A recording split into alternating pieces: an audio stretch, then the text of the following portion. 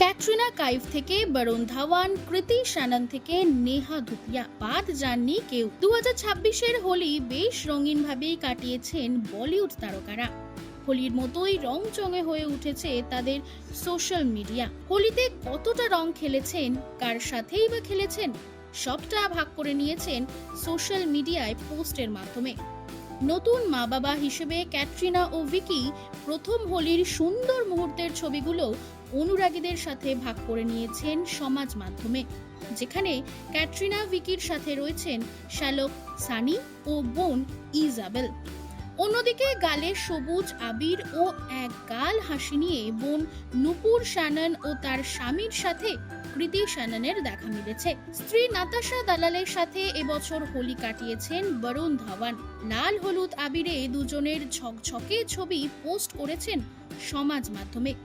তবে ব্যতিক্রম নেহা ধুপিয়া। শুধুমাত্র আবির নয়, জল রং দিয়ে স্বামী ও সন্তানের সাথে রং খেলেছেন নেহা। হোলির দিন একটু ব্যতিক্রম ভাবেই কালো পোশাকে ধরা দিয়েছেন এই দম্পতি। সমাজ মাধ্যমে পোস্ট করা ছবিতে তাদের সাথে সোহা আলী খানেরও দেখা পাওয়া গেছে।